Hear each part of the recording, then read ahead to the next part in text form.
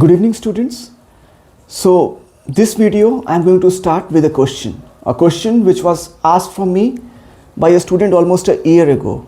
In that class I was teaching about Conn's syndrome.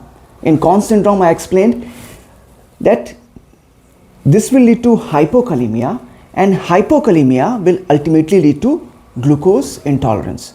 So a student came after the class and asked from me, sir, how exactly hypokalemia leads to glucose intolerance? And it's a very interesting question, right? How hypokalemia leads to glucose intolerance. So in this video we will try to understand how hypokalemia leads to glucose intolerance, right? So let's try to understand it in a step-by-step manner, right? First of all, we will draw a cell, our beta cell of the islets of pancreas, right? We need to understand how beta cell works, right? Then we will be able to explain how exactly hypokalemia leads to glucose intolerance, right? So this is the beta cell, right? And the glucose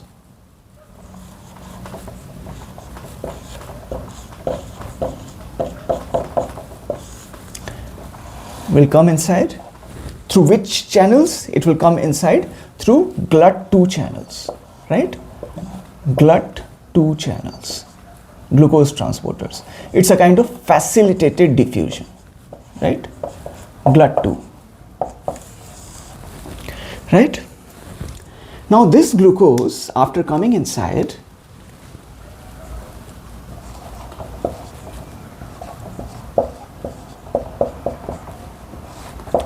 the glucokinase enzyme, it's a very important enzyme of your glycolysis, right?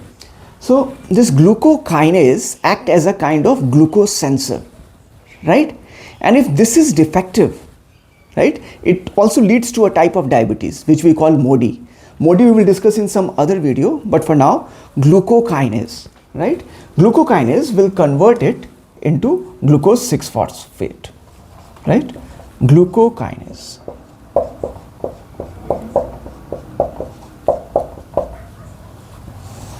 right? That will convert it into glucose 6-phosphate.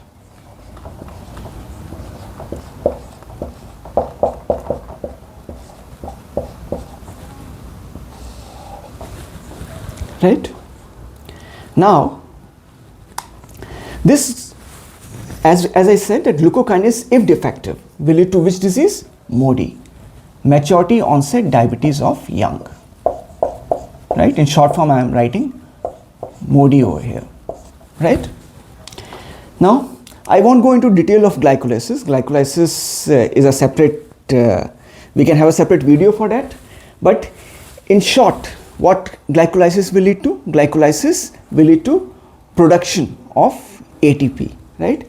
So I'll just cut short, fructose 6-phosphate, right?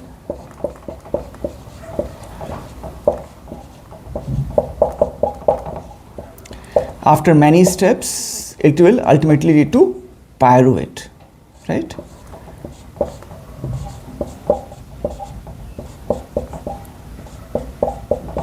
Right?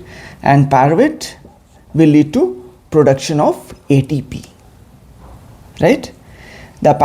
This process will lead to release of ATP. This pyruvate will go in mitochondria. I am reaching short of space. I'll just enlarge the cell, right? It happens sometimes during the class, right? I will make a bigger cell so that we can have some space to explain everything, right? Right, let's make a very big cell, right? We need to write so many things. Okay. Now, pyruvate, right?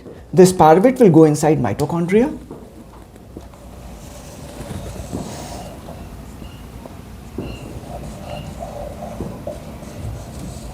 Right? Now, glycolysis will produce some ATP, and when pyruvate go inside mitochondria, what will happen? The TCA cycle will happen. The TCA cycle will also produce some ATP, right? So ATP is coming from two sources, from glycolysis and from its main source, the TCA cyclooxidative phosphorylation.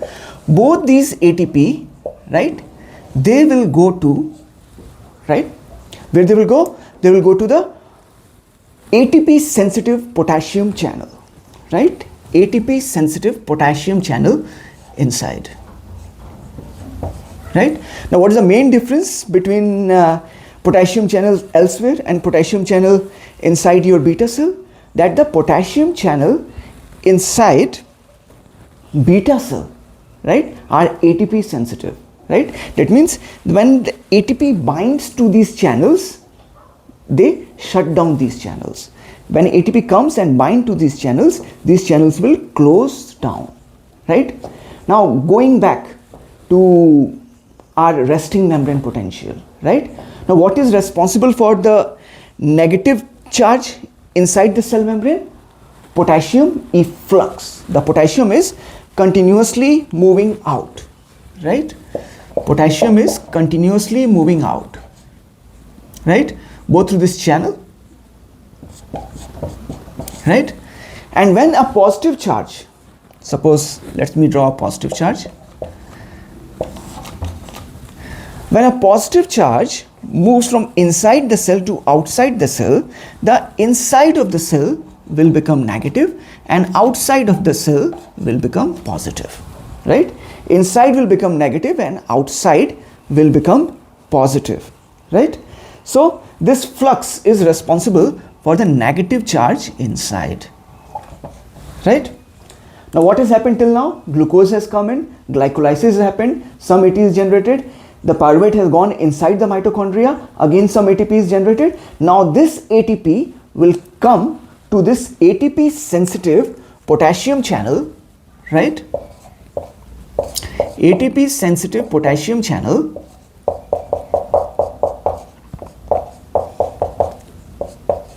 and what it will lead to? It will lead to closure of these potassium channels, right?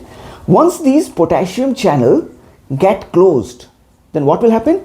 The potassium ions will get trapped inside, right? You will now have lot more potassium ions over here, lot more potassium ions over here. Now lot more potassium ions means what?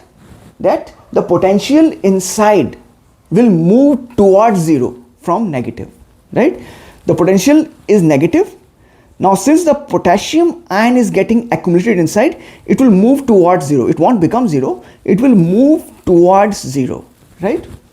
So earlier the potential is like minus 70 millivolt, but due to the accumulation of potassium inside, it becomes minus 40 millivolt, right? And now this minus 40 millivolt, right? This minus 40 millivolt is the threshold potential. Threshold potential for what? Threshold potential for opening of calcium ion channels, right? Minus 40 millivolt is threshold potential for opening of calcium ion channels. So now at this threshold potential, the calcium ion channels will open, right? Voltage gated calcium ion channels will open at this threshold potential. To be specific, these are L type of calcium ion channels.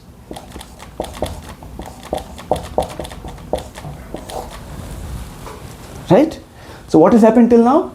Glucose has come inside, glycolysis has happened, some ATP is generated, some pyruvate has gone into mitochondria, some ATP is generated, right? Now this ATP has bound to the ATP sensitive potassium ion channel, right? The potassium has accumulated inside. Potassium is accumulated inside and it has pushed the negative potential inside towards zero, from minus 70 to minus 40 millivolt, right? Now this is a threshold potential for the opening of calcium ion channel, right? Now what this calcium will do? First of all, how much it increases? Normally when this calcium ion channel is not open, the calcium ion concentration is in nano, moles, right? And after this ion channel gets open, it becomes micro. So it becomes something like 1000 times. It increases by almost 1000 times. Okay. Now here we have got small vesicles of insulin, right? Small vesicles of insulin. So this calcium will go and bind to specific structures on these vesicles, which we call synaptotagmin, right? Synaptotagmin.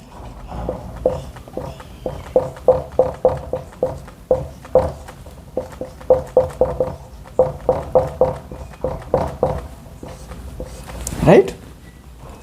Now, on these vesicles, we have got small snare proteins, right? Snare proteins. These snare proteins will help in the docking of these vesicles to the cell membrane, right? So with the help of these snare proteins, these vesicles are going to dock to the cell membrane. One of the example of snare proteins is your syntaxin, right? Snare proteins, syntaxin.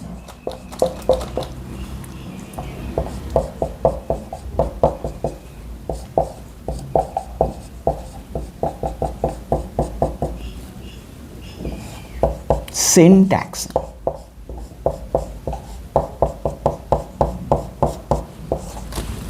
Right? So ultimately what will happen? This insulin will get released. Right? This insulin will get released into the blood circulation. Right? And produce the metabolic effects of lowering the glucose. Right? So understanding this whole sequence is important. Right? First glucose will enter through GLUT2 receptors, glycolysis will happen, right? ATP will be released, pyruvate will enter TCA cycle, ATP will be released. This ATP will go and bind to ATP sensitive potassium ion channel. The potassium will start getting accumulated inside. The negative potential inside will start moving towards zero due to accumulation of positively charged ion. As soon as it reaches minus 40 millivolt, right, it is a threshold potential for the opening of calcium ion channel. The calcium ion will move inside. It will go and bind to synaptotagmin, right? This will trigger these vesicles to go and bind to the membrane with the help of syntaxin, right? One example of syntaxin protein is your snare proteins. Now coming back to our question, right? This mechanism is okay, but how exactly hypokalemia can lead to glucose intolerance, right? Now focus in this portion. The potassium is going outside, that's why the membrane is negative, right? Now suppose we get very less potassium over here, right? We get very less potassium over here. Hypokalemia, right? So potassium is less, right? Now this flux over here, the potassium is as usual, right? And outside the potassium is less, right? Now the flux of the potassium will be more. The flux of potassium going outside will be higher, right? Of course, practical common sense. If there is a cell and outside you get hypokalemia, right? And inside you got normal quantity of potassium. So the flux of potassium going outside will be more. If the flux of potassium going outside is more, then this will become more negative. Since more positive ions are going outside now, this will become more negative, right? More negative means what? That earlier it used to go up to minus 70 millivolt, right? But now because more potassium has gone outside, it will go all the way up to minus 90 millivolt, right? Now even if the ATP comes and bind to these potassium ion channel, they can at most push it to minus 60 millivolt. Even if now the potassium accumulates, it can at most push it to minus 60 millivolt. And how much potential you need for the opening of the calcium ion channel? Minus 40 millivolt, right? So now these calcium ion channels won't open and these vesicles won't attach to the plasma membrane, right? So it will lead to the insulin won't be released, right? Or we can say reduction in the release of insulin, right? So how hypokalemia leads to reduction in release of insulin, right? Since the concentration of the potassium outside the cell has decreased, less and inside the potassium is usual, so there will be more flux of potassium outside. Since more potassium is going outside, the membrane, the internal potential of the membrane inside will become more negative, -90, right? And it won't be able to reach the threshold potential at which the calcium opens and insulin won't get released, right? Since we have drawn this, there are many other questions which we can answer, like how sulfonylureas actually increase the secretion of insulin. Sulfonylureas are very famous drugs. They were the first drugs used in diabetics, right? When we give sulfonylureas, it increases the secretion of insulin, right? It was so if what sulfonylurea does is that it was initially used as an antibiotic, but later it came to be used in diabetics, like sulfonylureas.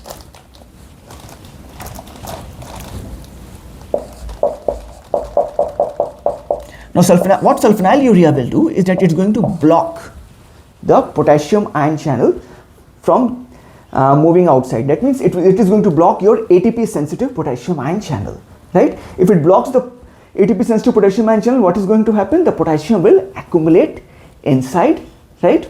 And the potential will move from -70 to -40 millivolt, leading to influx of calcium and release of insulin. This is how sulfonylureas work, right? We can use it to answer one more question. That question is how exactly incretins like GLP and gastric inhibitory peptide works, right?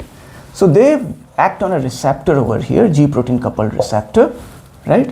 Your incretins like GLP or GIP, right? How they work? They will act on receptor over here and they will increase the quantity of adenyl cyclase, right? And when they increase the quantity of adenyl cyclase, it is going to convert your ATP to cyclic AMP, right? Now this cyclic AMP is going to increase protein kinase A, right?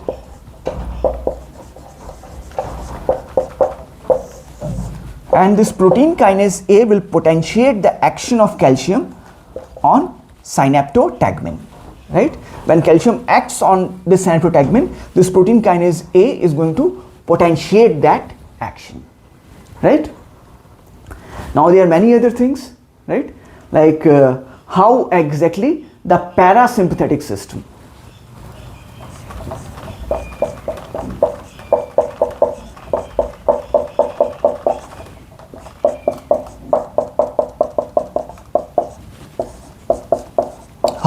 parasympathetic system increases the level of insulin.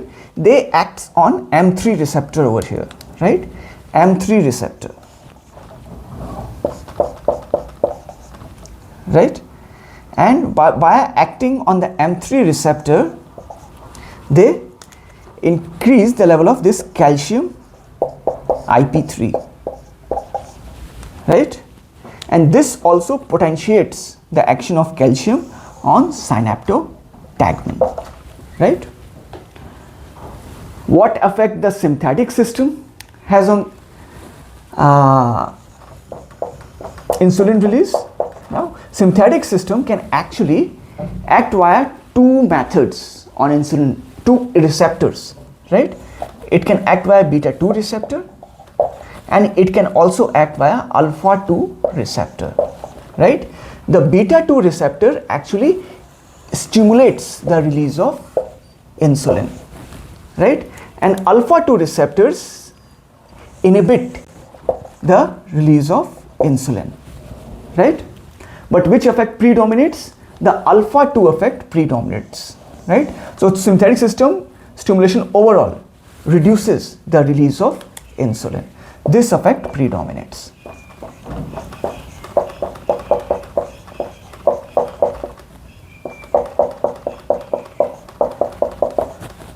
We can also answer how the amino acids like leucine affect the insulin release. The leucine is going to act in your mitochondria, right? It will act on mitochondria and increase the synthesis of ATP. So you can answer, if leucine acts on mitochondria and increase the synthesis of ATP, it is going to block your ATP sensitive potassium ion channel and it will increase the synthesis of insulin, right? So let's sum it up how the whole thing works, right? First of all, the glucose come inside your beta cell, right? They undergo glycolysis by one very important enzyme, glucokinase. If this becomes defective, you get maturity onset of diabetes of young, right? It will get converted to glucose 6-phosphate, fructose 6-phosphate, pyruvate, everything. Some ATP will be generated. Pyruvate will go inside mitochondria. Then again some ATP will be generated. All this ATP will go to your ATP sensitive potassium ion channel, right? It is going to close this channel. So the potassium will get accumulated inside. When potassium gets accumulated inside, the resting membrane potential will move from negative towards 0. If it moves from negative towards 0, right? From minus 70 to minus 40 millivolt, at the threshold of minus 40 millivolt, your voltage sensitive calcium ion channels, to be specific, L type calcium ion channels are going to open. They are going to bind to synaptotagmin, right? This is trigger these vesicles to bind to your membrane with the help of snare proteins, to be specific, syntaxin proteins, right? And the insulin will get released outside, right? How hypokalemia reduces leads to glucose intolerance, or we can say how hypokalemia reduces the release of insulin, right? If we have got hypokalemia outside, this potassium, right, the flux of potassium will be higher, because inside the cell you got normal amount of potassium, outside the cell you got less potassium, so the flux of potassium will be higher. If the flux of potassium outside is higher, this negative charge inside the membrane is actually generated by the flux of potassium outside. So if this flux is higher, you will have more negativity inside the membrane. More negativity means it will move from minus 70 to minus 90 millivolt, right? Since it is already a lot more negative now, even if it increases because of the blocking of ATP sensitive potassium ion channel. Now even if it increases, it will increase at most to minus 60 millivolt. So it won't reach the threshold of minus 40 millivolt required for the opening of calcium ion channel. So it won't bind to these vesicles and the insulin won't be released, leading to glucose intolerance, right? So hopefully this video help you in understanding how hypokalemia leads to glucose intolerance, right? Wish you all the very best. Thank you.